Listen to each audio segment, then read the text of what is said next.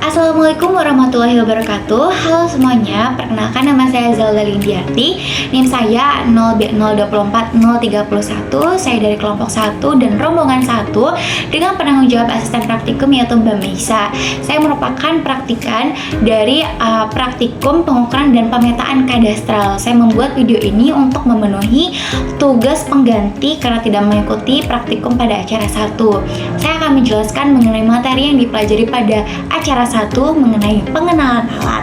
Nah, tujuan dari materi ini atau acara 1 ini agar mahasiswa atau praktikan dapat mengetahui bagian-bagian alat ukur tanah dengan alat-alatnya yang dibutuhkan pada acara ini sebagai berikut. Yang pertama ada teodolit, ada statip, ada pita ukur, ada mistar, ada bak ukur, ada meteran, dan ada galon. Nah, pada teorinya, seluruh praktikan itu wajib memahami bagaimana alat pengukuran tanah itu digunakan untuk menghindari kerusakan atau pembacaan data yang tidak sesuai. Berikut itu adalah hal-hal yang perlu diperhatikan oleh praktikan atau yang dipelajari pada materi ini. Yang pertama, ada perlakuan pada alat ukur, yaitu diantaranya yang pertama, meneliti alat ukur, yang kedua, mengeluarkan alat, ketiga membawa alat, keempat memasang statip, kelima menyetel atau mengatur sumbu vertikal, selanjutnya itu memasang alat, lalu menggunakan pengunci dan penggerak halus, lalu menggunakan nomius, menyetel nivea, hingga membersihkan lensa.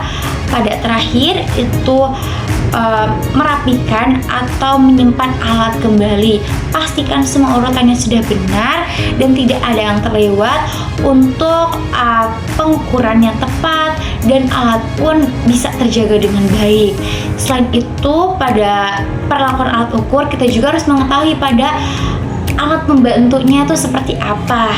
Yang pertama itu harus mengetahui bagaimana rambu atau bak ukur yang dipasang. Rambu dan bak ukur dipasang itu wajib dalam posisi vertikal, bisa dibaca oleh teropong dengan jelas. Tidak diperkenankan untuk melakukan coretan-coretan agar objek dapat terlihat dengan jelas. Yang kedua itu memasang galon.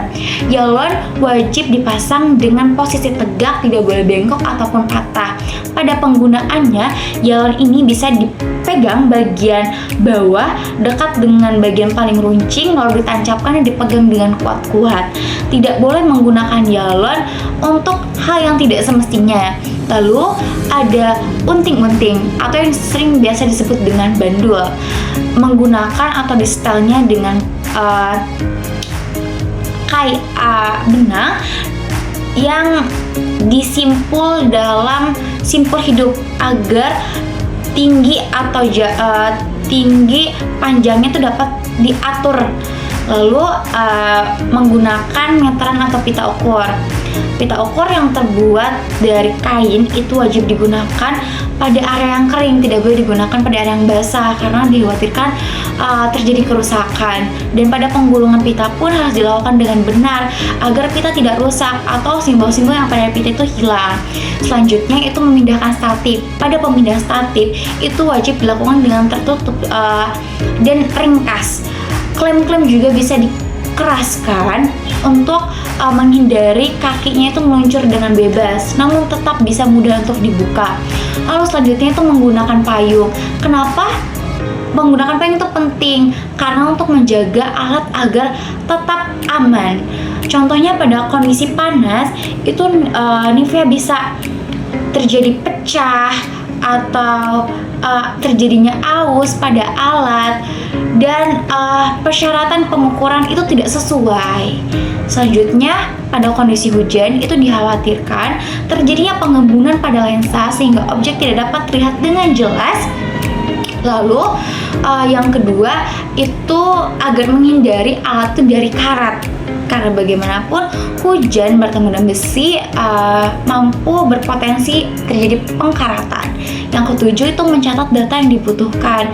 Data yang kita hasilkan, data yang kita interpretasi itu wajib dicatat. Nah, setelah kita mengetahui nih bagaimana perlakuan terhadap alat bantu, kita juga harus mengetahui timing yang tepat.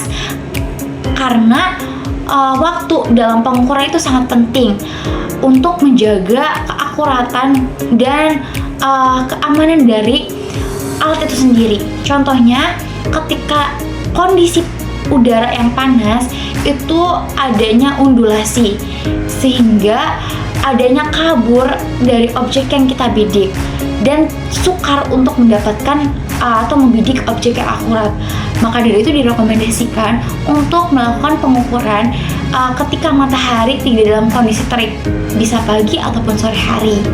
Nah, berikut itulah yang sudah saya jelaskan mengenai materi acara 1. Semoga bisa bermanfaat dan memberikan insight yang baru. Sekian dari saya, wabillahi taufiq wal hidayah. Wassalamualaikum warahmatullahi wabarakatuh.